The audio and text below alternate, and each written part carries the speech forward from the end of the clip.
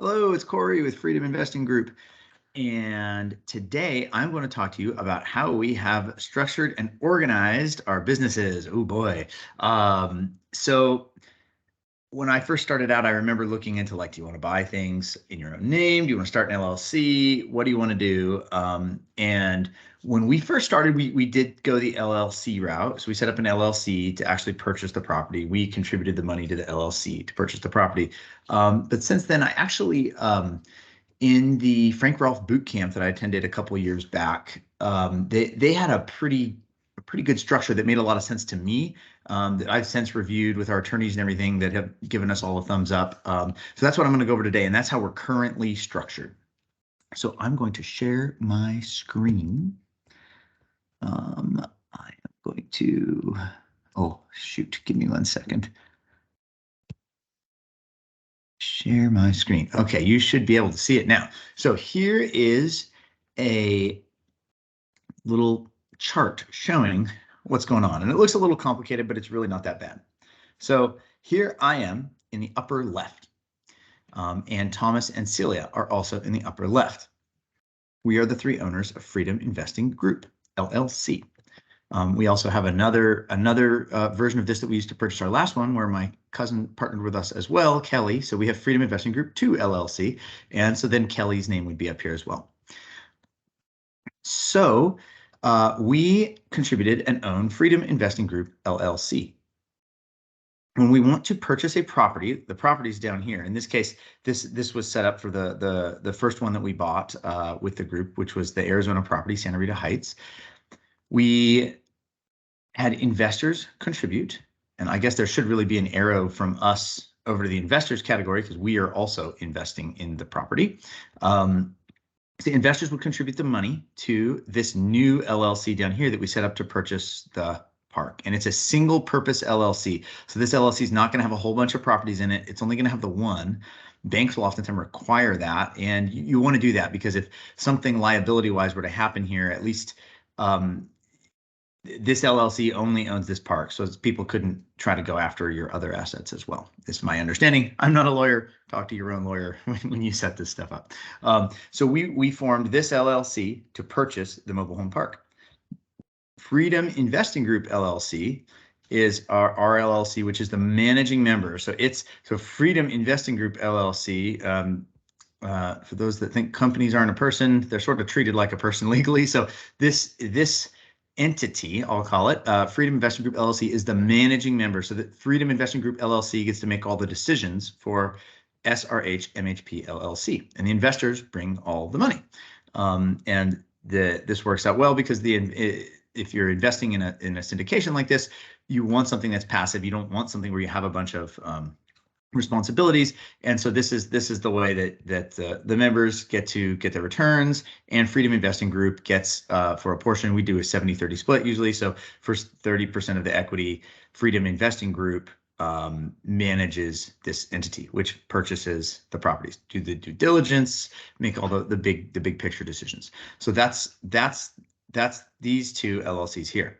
But then when it comes to managing the property, you could go hire a third-party property manager, and I have done that on some of my other parks, and some of them have gone very well. Some of them have not gone very well. And the ones that have gone well were kind of expensive. So when we first started this thing, I just got to thinking that, man, I've seen what works and what doesn't from other property managers. And so I think we can do a better job if we start our own property management company and hire ourselves, have this entity hire our property management company to run the park. And if it ever doesn't go well, then we can always just go back to hiring someone else, but we can do it for less money than they can do it. So we charge 5%. I have other parks where I'm paying between 8 and 10% for the same services. And we get a lot more control over what's going on. We care because not only are we the property managers, we are also part owners of the property. So we care, we want it to do well.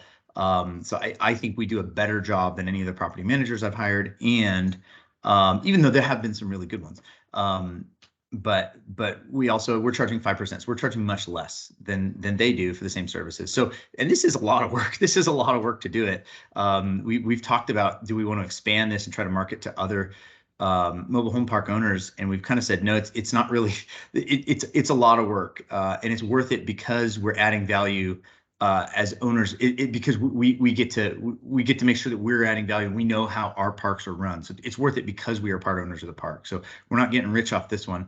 But what this also does, by this company hiring this other third-party property management company, is it separates the liability. So now this company over here, Freedom Community Management, is the property manager of this park. And so if there were any liability issues with Freedom Community Management owns almost no assets. There's only, we keep enough money in the bank to pay our bills and a little bit more, a tiny bit of a cushion, but there's not much money here. So if anybody were ever to sue Freedom Community Management, there's just not a lot of assets to go after. They don't have hardly anything. So from a liability standpoint, it's nice. And it also, like I said, it allows us to have control over things. We if there's a problem with collections, we know about it immediately and we can jump on it. If there's a problem, if there's maintenance issues, we can make sure they're actually getting taken care of and our tenants are getting taken care of. We can interface with the tenants and find out what needs to be improved, and we can make sure we're doing that. So we know we're doing a good job because we're the ones doing it. And we're not doing all the work. We currently, Freedom Community Management, we have one employee that we have hired. And we may be expanding to a second one soon. And so he's awesome and does so much. So anyway, that's how we run it here. So we are the managing members of FIG, Freedom Investing Group LLC, which is the managing member of the park entity, which purchases the park and hires the managing entity. And the managing entity is the property manager and runs the day-to-day of the park. So that's how we do it.